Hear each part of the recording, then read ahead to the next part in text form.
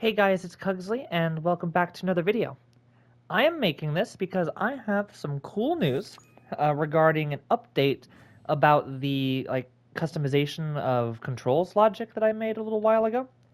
So, as a refresher, I made a system where you could change your controls, right? And set them to whatever button you wanted, whether that's multiple buttons to one action or multiple actions controlled by the same button, right? And I have added that, and it's been the case for about 6 months now, that this was an option, or you can do like jump, all these buttons, right? You get the idea. About 6 months ago, I had developed or begun developing the system, and about 4 months ago, I had fully finished it. Now, since then, I have been feverishly updating it and optimizing it, trying to get it to a pretty decent storage size. That way, you can add this into a game without it taking up an absurd amount of space. Because, I mean, the idea is that if you're playing or you're making a game, you don't want to have your system, right? Or like your character, let's say, take up 26% gameplay or 28% gameplay, which was when it was at its worst, right? I mean, you're trying to get this thing as optimized as possible because the more space you have outside of your character, the better. Well, I have been updating this again feverishly to the point now where I am confident in showing the fully finished optimized system where the character is now under 20% gameplay. It's 18.29. Doorways is what's getting it to 20, so that doesn't count, right?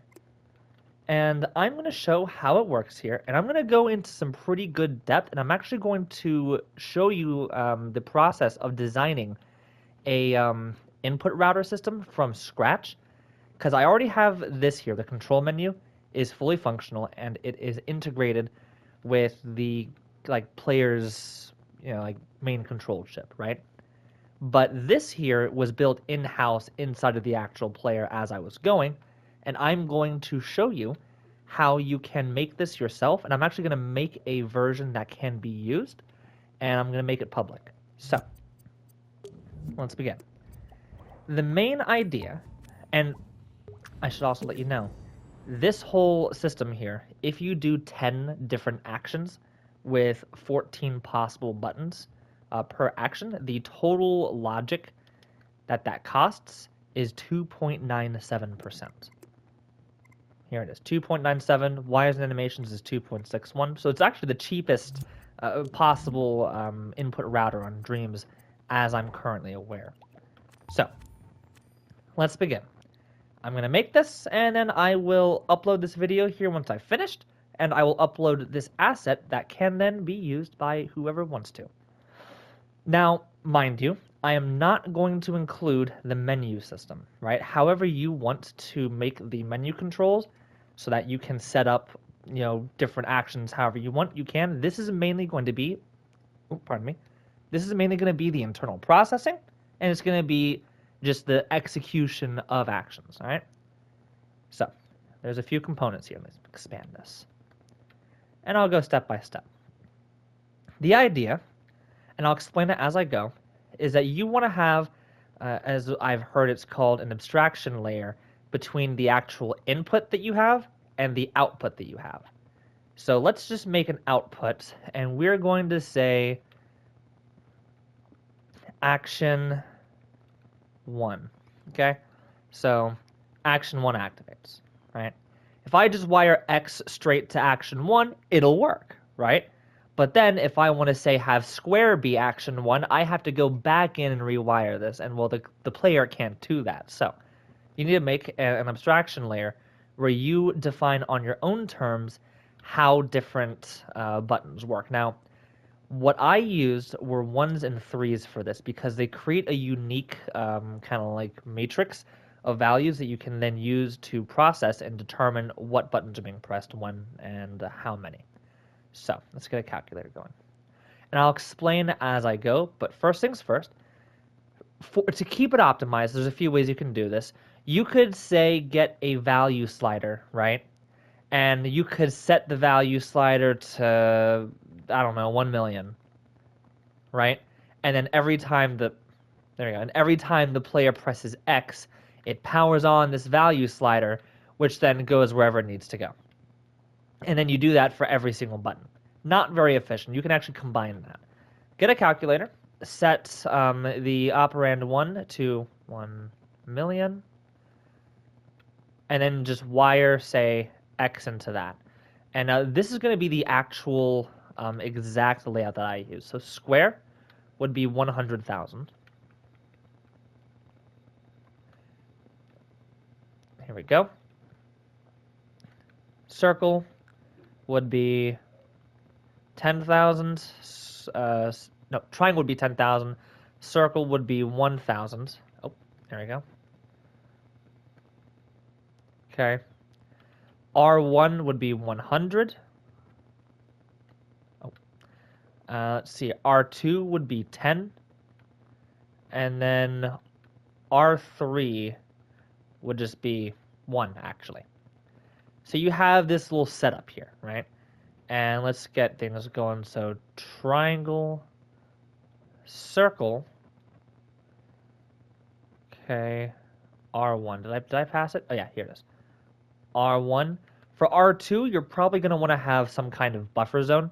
That way, if you just lightly press R2, it doesn't immediately activate, right? Especially since if you plug it in like this, it might do that, right? You don't want it to do that. You want a Boolean. You want to say if it is pressed to a certain degree, it is going to send out a constant signal of 1. So we're going to say if R2 is greater than 0.2, let's say, output a signal. So watch. Boop. There you go. On, off, on, off. There we are. And then we'll do the same thing for the other side of the controller. Okay? So we're going to go here, and we're going to replace everything. Oh, fuck. There we go. We're going to replace everything with 3s. And now, I told you I would explain why I chose 1 and 3 the way that I did. And it goes down to how you are using this math to check for particular values. You see, the way it works is that... Oh, fuck. Here we go. By creating this kind of value matrix where each button has a set value that you then assign, right? You have some numbers that now have consistencies. So every time the player presses X, that's 1 million, or basically it's 1 and 7, 1 and 6 zeros. Let's do R3, right? Every time you press square, that is 1 and 5 zeros, right? So it's like the 5th place 1.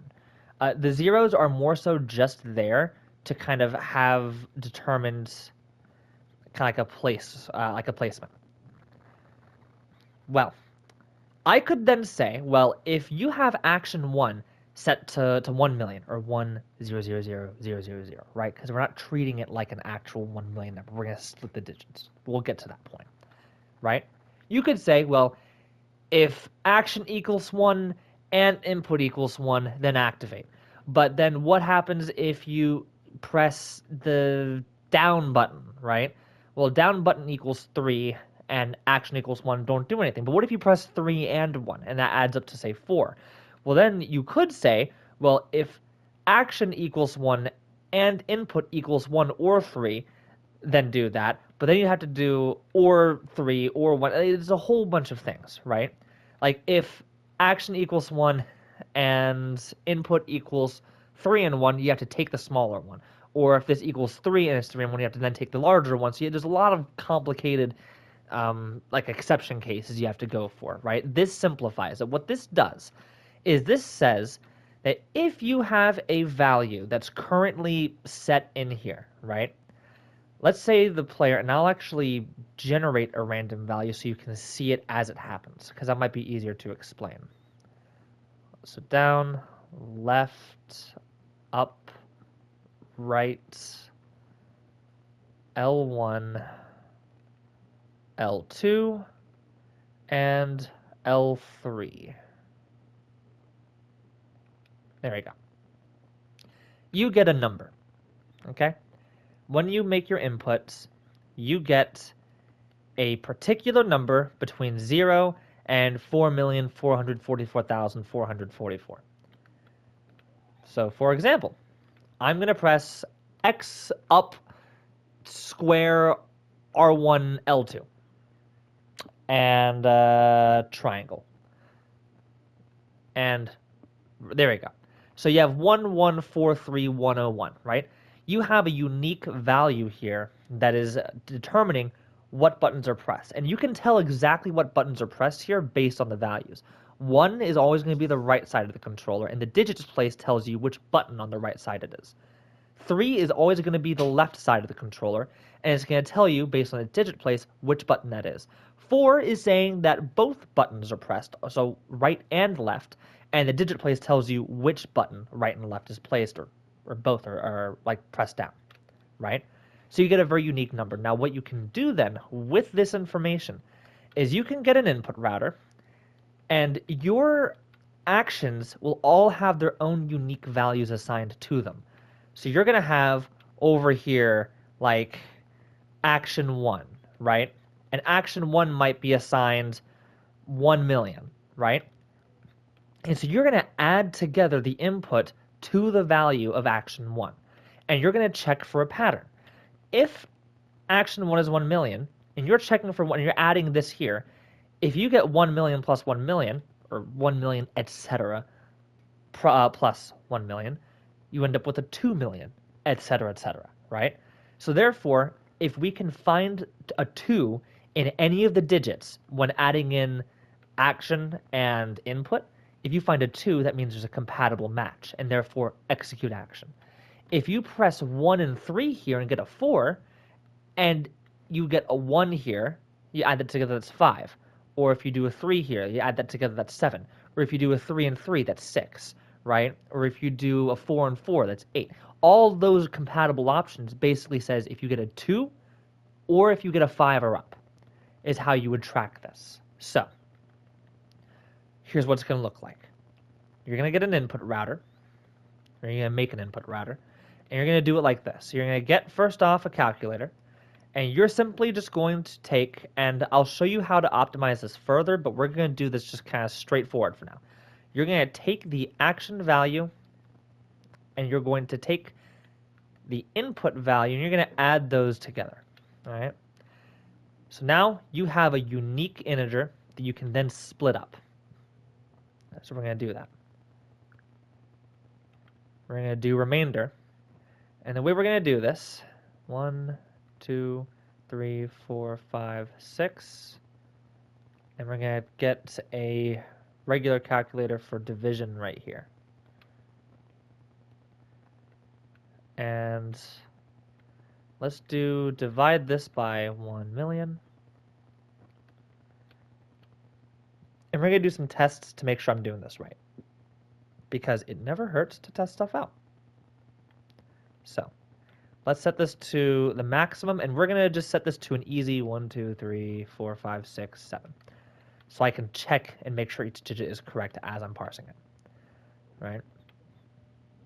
We are then going to combine all of these outputs into a value combiner.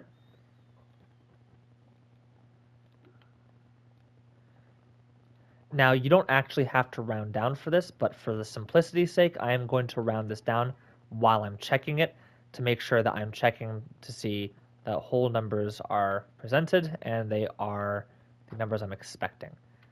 So let's just add this in and delete the input for now. So 1 is good. We are going to set this to 10. So remainder of 10 should show 7. This one here, we're going to put it at 0.1 and then remainder of 10. So we're going to shift things over by a digit to the right, and then we are going to then do remainder of 10. So it should actually get rid of this 7, make this the lowest number, so 6.7, and then remainder of 10 should produce a 6. 6. Lovely. Actually, let's keep that open. We're then going to do 0.01, right? Add in this remainder.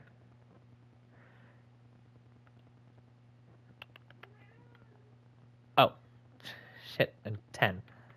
remainder of 10. Okay, there's 5. I'm going to do 0.001, remainder of 10. Should get us 4.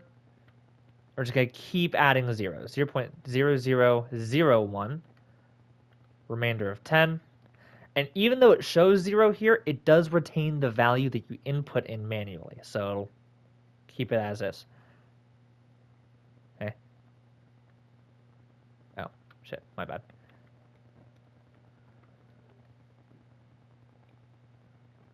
There we go.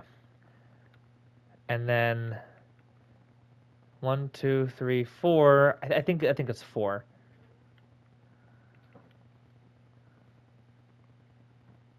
There we go. Awesome. So I have now confirmed that this math checks out because over here it shows the correct digits all split. Now you have individual digits. Here's the cool thing. You don't actually have to round it down. You can keep it as these weird numbers here. Because here's a cool thing. Now we know, and if you don't quite understand yet, you can just kind of do as I'm doing right now, and it'll work. All right. I'll try to explain it, but if you follow the instructions, this will work. What you're going to do is you're going to get a signal manipulator. Signal manipulators are cool. This here is basically an array, right? This is an 8-long array, right? So positions 0 through 7, right? And each position has a particular value associated with it, independent of everything else. It's like a list, right? Signal manipulators can take in the whole list. And so you can't really see it here. Let's make it apparent, because it all looks like it's on, right? Let's just do something funny. Calculator. To show you that they're able to have a bunch of different values all at once. There you go. So there's one value, value, value, value, value, and then value. And then the last one's blank, right? So signal manipulators are able to have a bunch of different values go in and process them all individually. This is useful. You can plug this straight in and set this shaping to threshold. And, oh, that cat's adorable. Super simple. Threshold says if the input is equal to a particular value, the output will be a particular value. So I'm going to say if the input, you can see it right there, right? Look at that, just kind of scale up, is greater than or equal to 5. Come on, there we go. Output 1, right? And so now you'll notice here, if I get like a switch, let's turn it off, plug this in, 1. It's on. It's good. Now, to get 2, I forgot how I did it. I kind of bullshit my way through it because technically 1.5 to 2.8 is the range I chose for that, since that technically counts. Again, it works. The idea is that a 1.5 producing an on result is the same thing as 1 and 5, which is good, or 1 and 6, which is good. That's 5, 6, 7, 8, 9 won't ever happen. And then by the time it wraps around to 0, you have a 2 now, so that's good, therefore. The actual range here is flip values below minimum, and then have an inverted minimum threshold of 2, between 2 and 10, and 0 to 5.3. Yeah, I didn't take the time to actually remember what I did there because I hoped I never have to do this again. It's annoying. So we are going to increase this up to 10. All right, increase this floor value to 2, so anything... Oh, Jesus Christ, what did you just do? No, just good. What? Stop that. Let me just increase you. There you go. Put this up to 2. All right. And then put this to 5.3. Oh, and this is a 0. There we go. And then output, plug this into here. And so now this will check for 5 from here and 5 from here. And if anything in here equals 5, output. Good to go. This is checking for 2 all for you, and its output then sends out a signal between 0 and 5, and then 5 is good. So what you'll end up seeing is this, and we can do some tests to make sure this works. We are going to get a switch, all right? And we're going to have that switch on and off. Right now it's off, right now it's on. I'm going to get a random number, 503682. It's on. Let's get rid of 2. Actually, let's get rid of 6 and 8. Let's do 4 and 1. Let's get rid of 5 and do 3. Still on. That's because you have a 2 here. If I change that to a 1, it's now off. So you can see there, it activates based on the digits input. Like if I have 3,987,335, if I get rid of the 5 and put a 0 there, and the 9, put a 4, 8, put a 1, 7, put a 0, now it's off. So we know for a fact that this here is able to find 2 and 5 and up, which again is the pattern we want to track. Because when you add in your input and you add in your action value, it will create a matrix of values where 2 and 5 plus are all indicative of a like input match. So you now have an input router. Simple as that. Now, if you wanted to do things easily, you then just plop, done, right? If you wanted to, say, have a pulse, let's say interact, right? You don't want to hold down the interact button and then just start spam interacting things.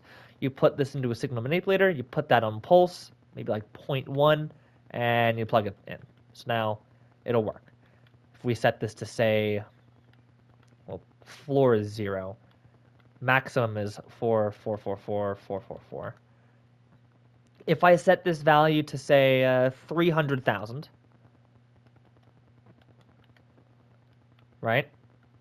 Now if I press the back button, it pulses.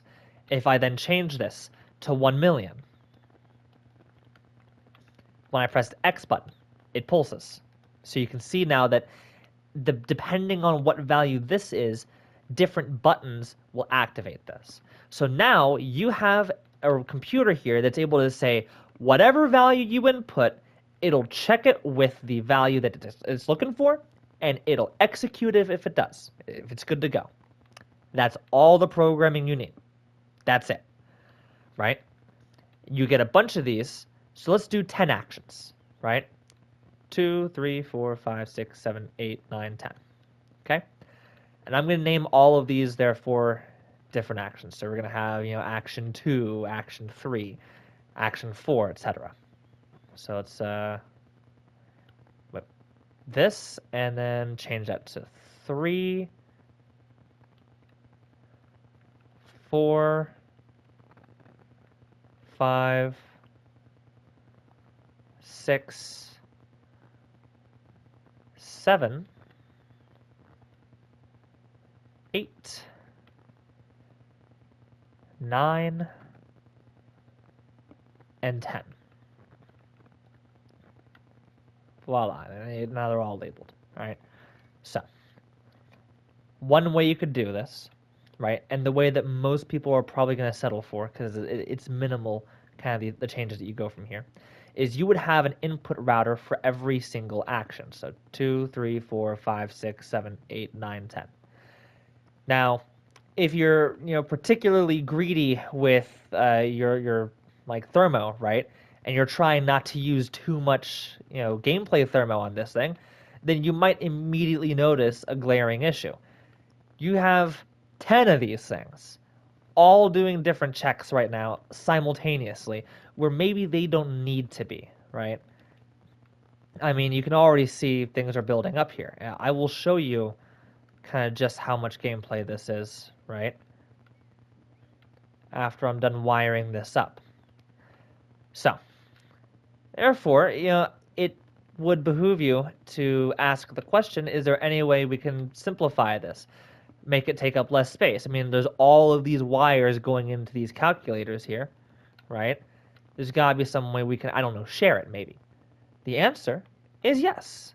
There is a way to share this, right? Because think of it like this. When you press a button, how long do you think you're holding down that button when you're quickly pressing it? A millisecond, 2 milliseconds, 5 milliseconds, a whole minute? Who knows, right? Well, here's what we can do. We can say action 9 and 10, right? We'll do 3 actions. Actions 8, 9, and 10, we're going to say that those ones can be held down, all right? So this is like running, leaning, and I don't know, dissociating. That's like the 3 things in the actual character that I'm using over here, right? So 3 buttons that you would hold down to do, right? I'm going to denote that just with little text displayers next to them so you know that you're holding buttons down here, okay? Just so you can kind of distinguish them. So, holding these down, quickly pressing these. Okay, well, if you're quickly pressing this, we can do a test. All right, I already know the answer, but I'll run you through it. Let's create a paradox. Let's do 1 and -1, which equals -1. We're going to wire the result to operand 1. So now this is going to turn from 1 to -1. -1 times -1 is +1, which then unflips this to +1 times -1 is -1. What you end up seeing is that going back and forth super quickly. Let's do a fun little experiment. I am going to get a node. Here we go. I'm going to say every time I press a button, this node will power on. And when it does, it will activate this counter, and it'll add digits to this counter. So every time I press a button, how many times does it activate this counter? Let's find out. So let's change that to just X. 2 times. So in the quick press, right? 2 times it's activated. So therefore, if I were to really just try and barely press it, it still activates at once because it's going so fast, right, back and forth, that even if you were to quickly, like a little tiny quick press, it will still have refreshed at least once in that millisecond of a time to check that this is active. So therefore, if I were to say, make it to where every millisecond it checks for action 1 and 2 in the same router, you wouldn't notice a difference. If you quick press X, if you quick press square, it'll still sense both of them with barely a blink. So what we can do is we can take advantage of that. We'll get this paradoxical calculator, and we'll set it down there, right? And we're going to adjust how we do things. Because, I mean, look at all these gadgets, right? We're going to delete a whole microchip of this, and we're going to create a little bit of infrastructure. So there's going to be a few wires added back in, but it's going to generally be cheaper. Let's get a timeline, right? And let's shrink this. Actually, no, let's shorten it, but then expand it.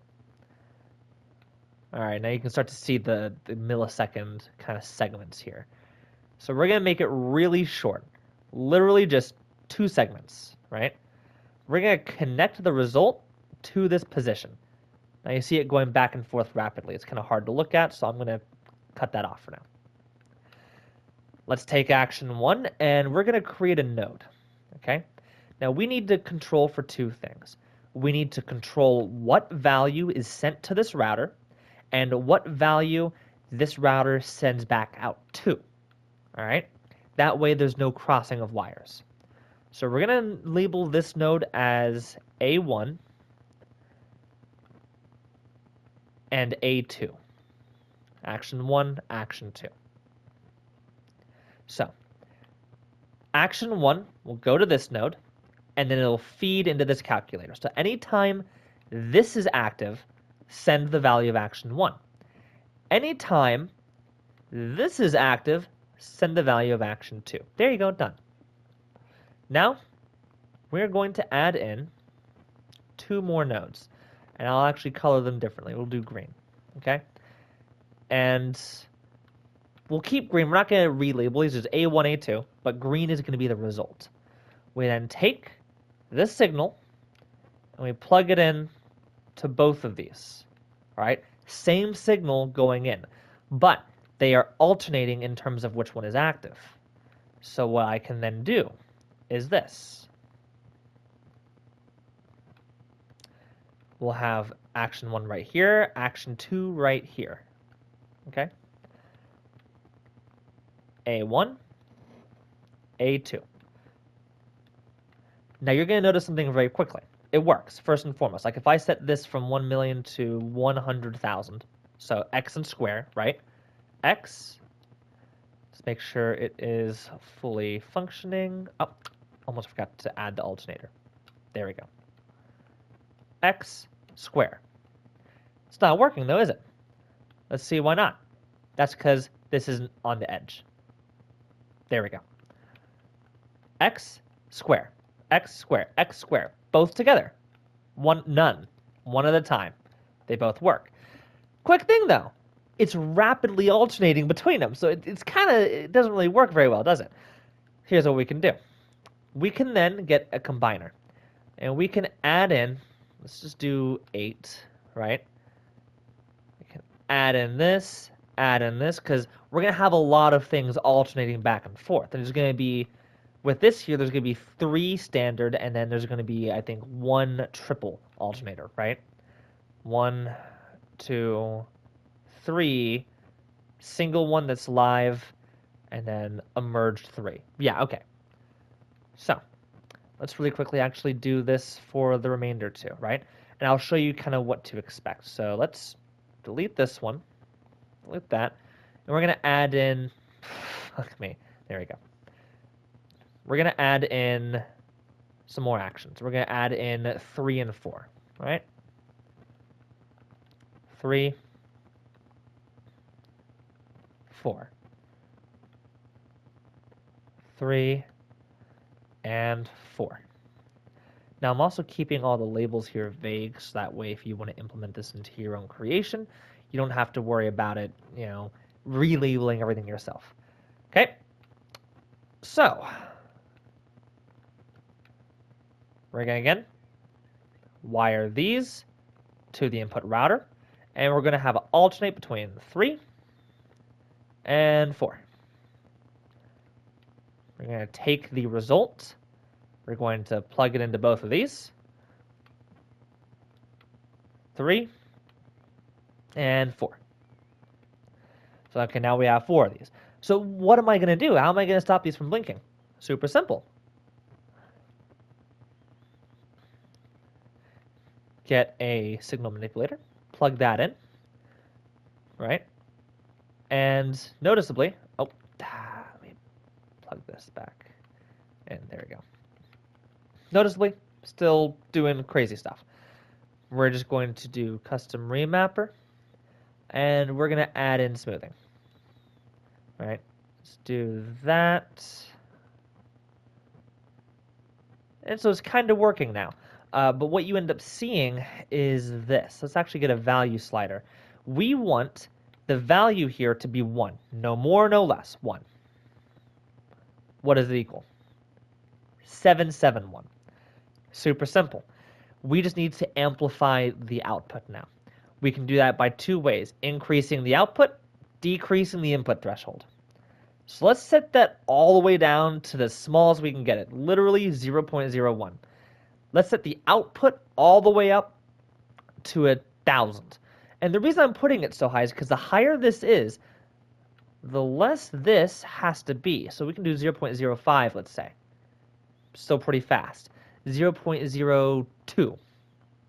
Still pretty good. 0.01. Perfect. 0.01. I think that's more than fast enough. Okay, I think... But noticeably here, it's still blinking a little bit. X is good, but square ain't doing so hot, right? Let's get this here, set this to 10,000, set this to 1,000 so I can try out all of them, right? Triangle ain't doing so hot, circle, square, it's just X that was doing well. So I think it needs a bit more smoothing, actually. Let's put that to 0.01. Still not doing so hot. 5. Still not doing it. So we'll go back to 0.01. Still blinking rapidly. Let's do ease out.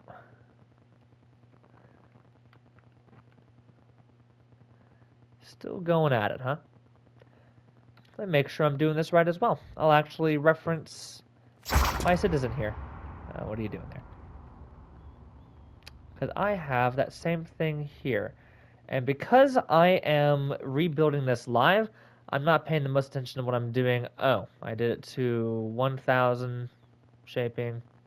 Oh no, so you know, by all logic, you should be working, you rapscallion. Let's see. Well, let's try something out then. Let's just plug it in. And set this to, let's say, hold. So, oh, shit, you know what? Split it back up. So there we go. Here we go. Still going crazy. So the idea, oh, I'm doing smooth rise. I'm an idiot. Smooth fall. There we go. Yeah, I'm not sure what I was doing there. It should have been smooth fall. 0.01. Too fast. 0.05. Too fast. All right, fine then. You win 0.01. Then take these. Make sure we don't have any smoothing there. So there you go. Now when you press a button, it works. Now noticeably here, this is going a little bit excessively, right? You notice how when I'm done pressing it, it still stays active for a little bit longer, right? Versus, say, this, which does not. See it right there. Or like, let's find one where I hold it. R1, where I'm holding it down. That would be, let me make sure, 0.03. Let's do that. Don't reinvent the wheel if you've already made it once. There we go. Much better. Thank you, Pass Me, for figuring that out. So, now, what we have is this. We have an input router that shares its input and its output with 2 different values and rapidly goes between them. And then this lets you use one router to determine 2 different functions with really quick accuracy. You have to really try and like feather finger it to get it to where it's not going to sense your input. So you're able to cut down the amount of routers that you have by about half. So we'll do this again real quick. Let me just delete this one. And we'll add in one more set. Oh, Jesus. Zip, zip. There we go. So let's add in one last set. Now, we can simplify this even further as well, because there's another thing. Let me really quickly here relabel this as 5 and 6. There we go. Set this on the input side for our routers here, and then plug these in separately. Take the results, plug that in, and then split it out. There we go. So we're going to do this. We're going to have one input router just stay live, right? This might be useful if you, say, have something that is too fine-tuned. Let's say like you're double tapping something, right? You might double tap too fast and it might not sense it. So maybe we want to have this one live. So that way every single tick it's checking, not every other tick, right? Just to make it a little bit more responsive, a hair more responsive. So we might keep that one active. So action 1, 2, 3, 4. Yep. 5, 6. And then 7. And we'll do 8, 9, 10. Like that, right? And again, I'm going to set all these up for you just kind of effective immediately. So action 3, 4, 5, oh, nope, it's not 56. 6, 7, 8, 9, and I skipped one. Let me find out which one I skipped. 1, 2, 9. Okay. Sure. 3, 4. A little weird, but not sure how I missed that. And this one would be 10 then.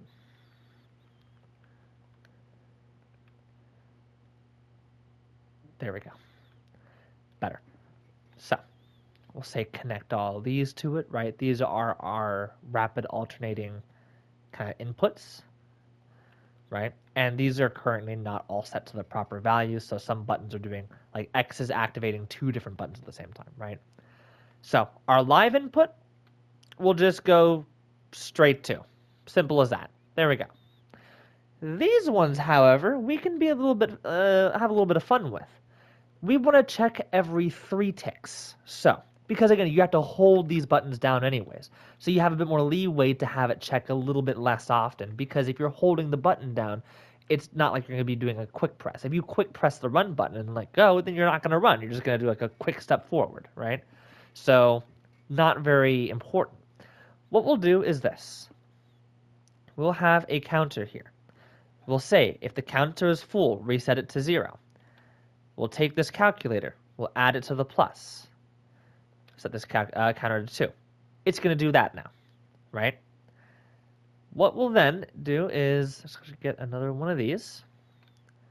Same exact principle. The only difference is we're doing, come on, there we go. So we're going to be doing 3 nodes for this. Simple as that. It's like 2, but now it's 3. So let's grab our nodes. That's not a node. I'm a little tired. So we're going to do A8, A9, and A10. There we go. Make sure it goes all the way off the edge. A10. All right, we're going to delete all but this one here. And again, same exact concept. 1, 2, 3. Okay. We're then going to plug all of these in. Oh, and then we're going to get our results. Almost forgot. And again, we'll color these green so it's easy to distinguish. 1, 2, 3.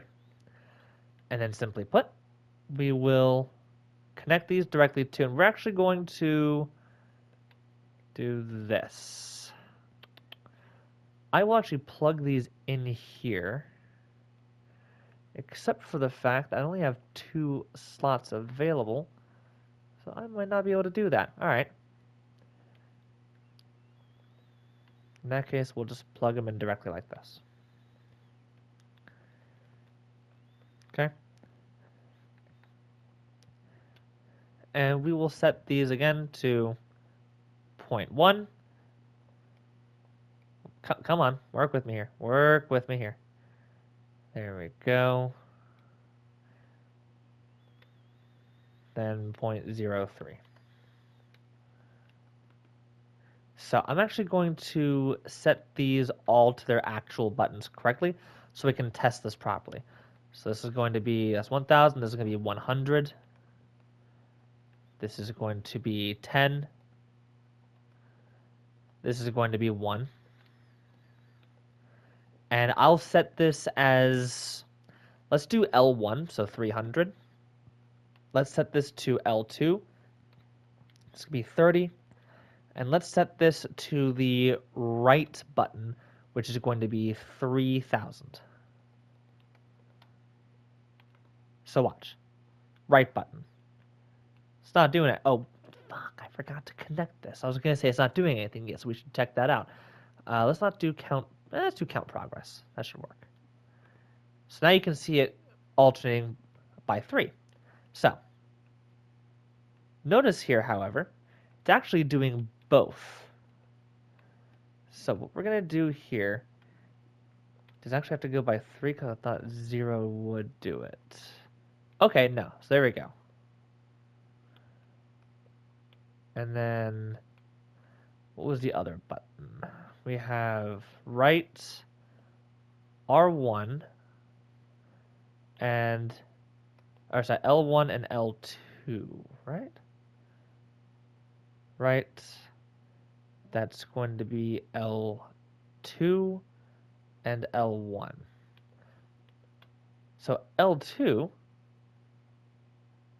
is 1 here. Did I forget to change this? Are you showing the correct number? 30? L2? Okay.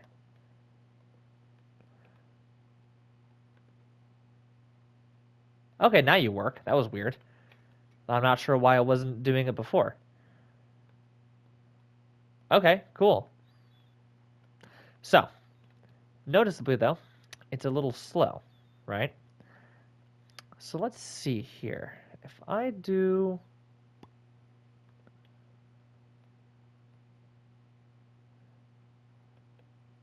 Okay, change this to 2.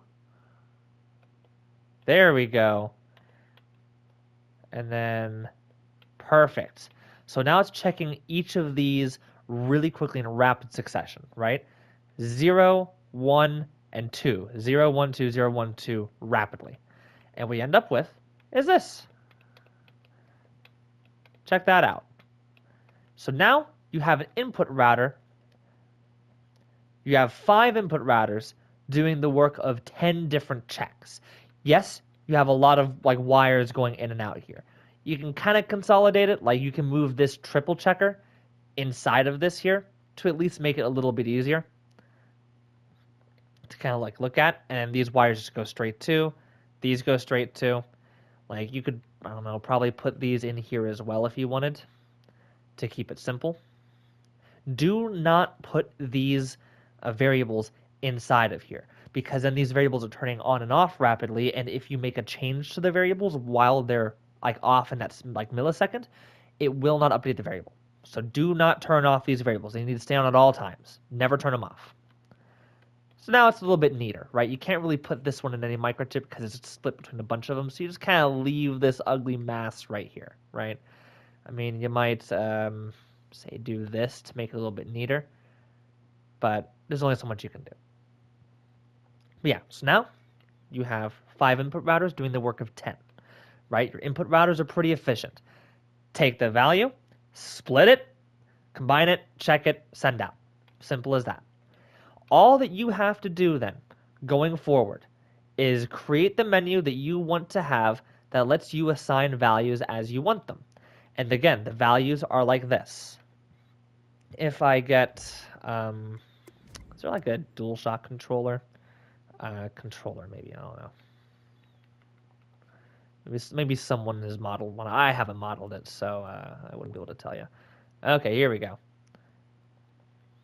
All right, so can you get rid of there we go. Actually, get rid of this, and there's a bunch of other logic here I don't really care for. Like there's another light. There we go. Still another light. How many fucking lights are there? Get out of here. There we go. Okay, that's better. So 1,000,000, 100,000, 10,000, 1,000. 100, 10, and then 1. And in the exact same scheme here. 3,300,000, 30,000, 3,000. Right? 300, 30, and 3. Simple as that, right? So when you make a menu that you let the player use to update their controls, when they say assign action 1 a value of square, you would just say every time they press square, add 300,000 to whatever they press, or set it to 300,000, however you want to do it. Simple as that. And in doing so, where is it? There it is. In doing so, you then create a system that's inherently compatible with this input router. All this does is check for the values it's expecting, and then your microchip that you create for your menu is going to be what assigns these variables that can then be compatible. That's it. Long video, a lot of stuff going on here, but here is your input router with all actions. I've kind of split them up into a few different ones. Like, oh, I can get rid of these now. Like, these ones are triple checked, right? This is a live check, and then these ones here are double checked. So there's a bit of a like variation between them, so you can kind of see how you want to go about it. If you want to add in more double checked, then you simply add another router in, use the longer timeline that goes by 2, and add in more routers. If you want to do a triple checked, same thing, right? You add in more nodes here, right? And like, I guess you wouldn't add more nodes here because then it wouldn't be triple checked. So fair enough. If you want to do another triple check, you just add in, you just multiply that, right? So there you go. Unless you want to start having buttons simultaneously going off, that would cause issues. So don't do that. For the double check though, you can, because this one is split between input routers. So just copy the input routers as you want to have them. Double, which I'll make blue. Standard is going to stay yellow, and then triple checked will be purple, let's say. There you go. And that's how it works. I will upload this once the video has gone live, and if you guys want, and if you give me like feedback that this is kind of what you want me to do, I will create a menu system that can be used separate from my player model that I have, and it will let you set variables that you can then combine with this. So the idea is that you just place down the menu in a different chip, and it'll immediately work with this here. By the way, your final kind of gameplay here is 1.04% and 0.78%. Your input routers, all this stuff here, barely a single percentage. In fact, I'm going to be honest with you, a lot of this is redundant. Like, if all of these are pulses, you can probably just change this, let's say, to a pulse, right? Because I think all of these here are set to either pulse or smoothing.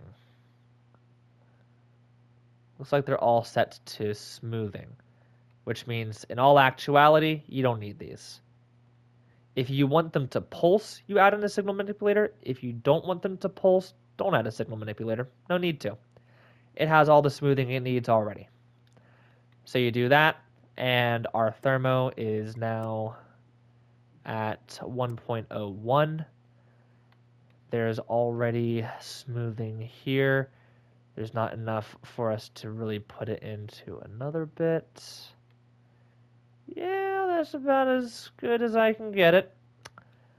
So there you go. 1.1%, or 1.01%. There we go. Not bad. Let's see here. 10 action input router. And honestly, your menu system is going to be more space than this. This is always going to take up the most, the least amount of space, and the menu system will always take up the most.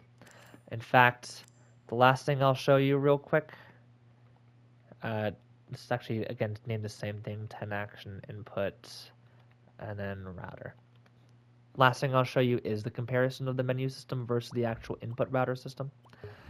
So mine's a little bit more comprehensive because it's more specialized towards this player model.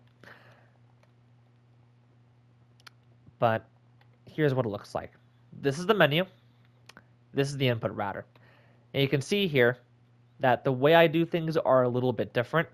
So I actually have some that just straight up bypass the splitter. over here, which is why you'll notice I'm able to actually fit my triple into this. So just a cool little thing. But this here, oh, I only got 5 minutes left. Good, I'm almost done anyways. So my system here takes up 1.15, 0.87, and 2, right? Pretty good. The menu system takes up 2.2, 1.26, and 1. So the menu system is larger because, again, there's just more in the menu. I mean, when you think about it, you have text displayers that are used for all these individual buttons here, right? Every time you set a button, right, if I make this X or square or triangle or circle or L1 or R2 or R1 or R2, you see quickly the fact that I have every button invisible here ready to be activated. As a result, you just have a lot of text displayers. There's a lot of logic. I mean, you can't get around that. If you want to have a good menu, one the player can see all the options available to them at all points in time, it's going to be expensive. But anyways, that's all for tonight. If you want me again to make a video showing how the menu system works and how I was able to get it to refresh as quickly as it does, boop, then let me know and I'll make a video on that and I will make that asset public as well. Anyways, that is all. Thank you for watching this really long explanation and kind of dive into how the input router is made. And you have a wonderful night. All right, bye-bye.